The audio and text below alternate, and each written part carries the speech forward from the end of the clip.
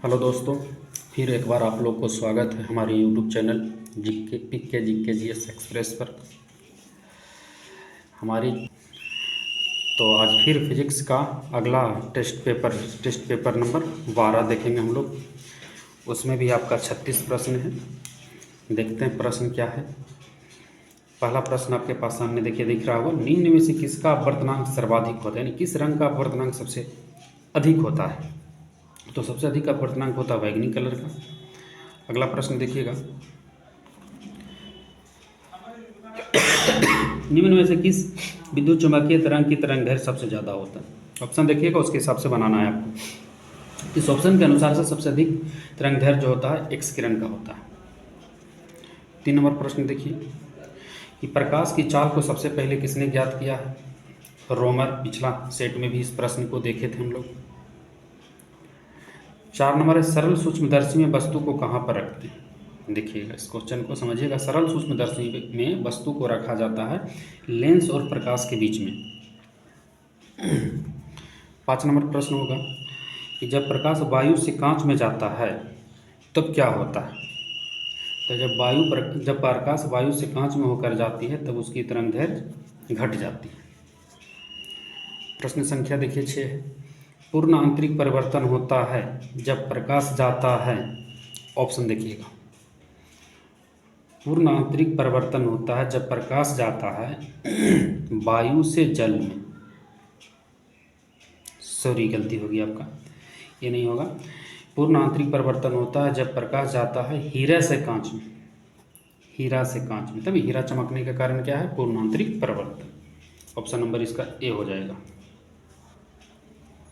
7 number प्रश्न देखिएगा, प्रकाश तंतु किस सिद्धांत पर काम करता है। तो प्रकाश तंतु कार्य करता है पूर्णांतरिक परिवर्तन के सिद्धांत पर। 8 नंबर प्रश्न है, प्रकाश ऊर्जा को विद्युत ऊर्जा में कौन बदलता है। तो प्रकाश ऊर्जा को विद्युत ऊर्जा में बदलता है सौर सेल। 9 नंबर प्रश्न है, यांत्रिक ऊर्जा को विद्युत ऊर्जा में कौन बदलता है। तो इसका हो जाएगा डायनमो। आप लोग ये भी बताइएगा कमेंट बॉक्स में कि सर आप जो टिक लगाते हैं उसके लिए 2-3 सेकंड और चाहिए समय, कि समय आप लोग के लिए ठीक है टिक लगाने के लिए, कि जरूर बताइएगा आप लोग। 10 नंबर प्रश्न है, सूर्य के केंद्र का ताप कितना होता है। तो सूर्य के केंद्र का ताप होता है 1.5 गुना 10⁻7 केल्विन।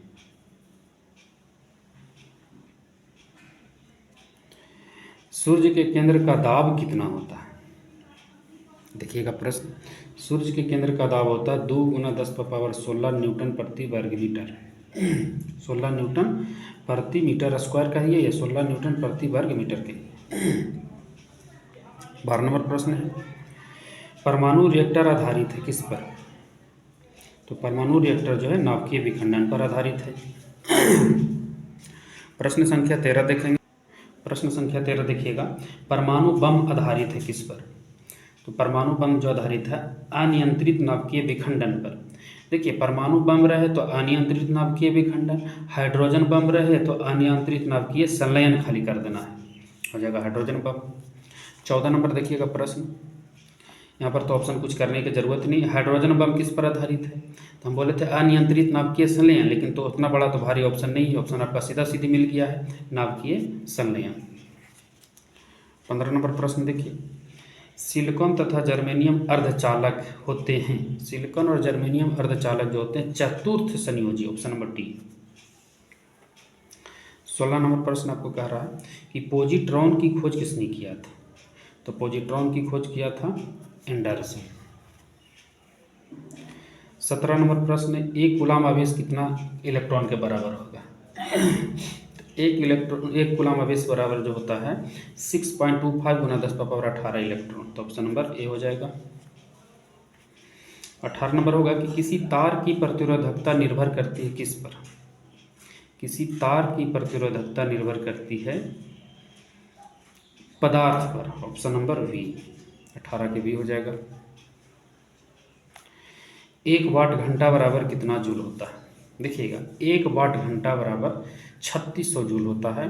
तो इस ऑप्शन को उसी ढंग से दिया है 3.6 गुना 10⁻3 जूल।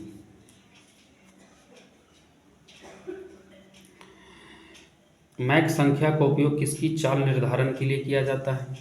तो मैक संख्या का उपयोग जो की जाती है विमान की चाल के निर्धारण के लिए। ऑप्शन नंबर सी।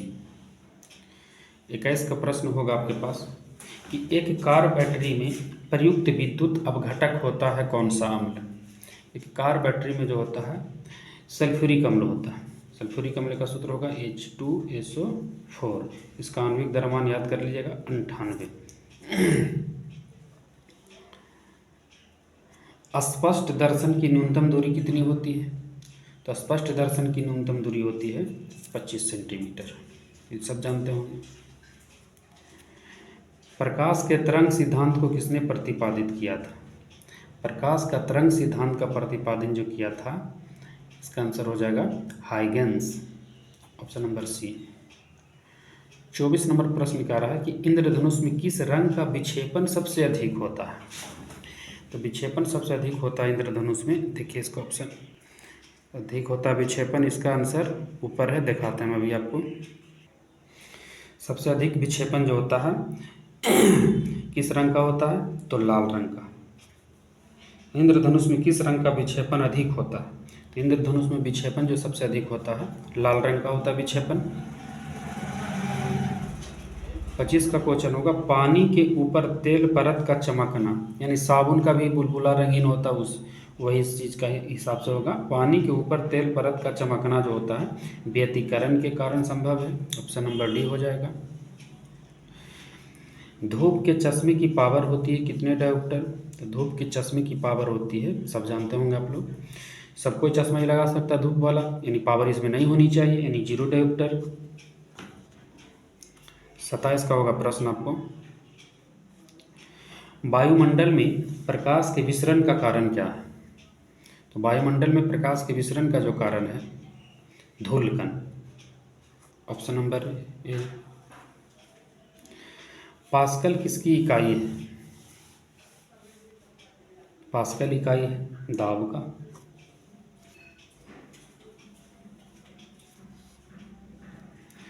प्रकाश की गति किसके बीच से जाने के लिए जाते हुए न्यूनतम होगी? प्रकाश की गति किसके बीच से जाते हुए न्यूनतम होती है? तो न्यूनतम जो होती है सबसे इस ऑप्शन के अनुसार कांच में सबसे कम कांच में होती है प्रकाश की गति, या सबसे अधिक होता है प्रकाश की गति निर्वात में। 30 नंबर प्रश्न, सूर्य की ऊष्मा पृथ्वी पर कैसे पहुंचता है? किस विधि द्वारा पहुंचता है सूर्य की ऊष्मा? तो सूर्य की ऊष्मा पृथ्वी तक पहुंचता है विकिरण द्वारा। ऑप्शन नंबर बी, विकिरण के द्वारा पहुंचता है। 31 नंबर प्रश्न आपको कह रहा है कि रेफ्रिजरेटर में थर्मोस्टेट का कार्य क्या है? तो रेफ्रिजरेटर में थर्मोस्टेट का काम है एक समान ताप को बनाए रखना, तो इस हिसाब से हो जाएगा ऑप्शन आपका सी। शुद्ध जल का क्वथनांक फ़ारेनहाइट स्केल पर कितना होगा? तो फ़ारेनहाइट पर होगा शुद्ध जल का क्वथनांक जैसे होता है 100 डिग्री सी होता है, और फ़ारेनहाइट में दिया है तो बदल लीजिएगा, इसका फार्मूला सब जानते होंगे आप। उस हिसाब से 100 डिग्री सी बराबर हो जाएगा 212 डिग्री फ़ारेनहाइट। तो इसका फार्मूला क्या होता है? C/5 बराबर F माइनस 32/9। इस फार्मूला पर बनाइएगा तो आ जाएगा। केल्विन तापमापी में बर्फ़ का गलनांक कितना होता है? बर्फ़ का गलनांक जो होता है 0 डिग्री सी हम लोग जानते हैं, लेकिन केल्विन में दिया है तो 0 डिग्री सी बराबर कितना केल्विन? तो 273 केल्विन।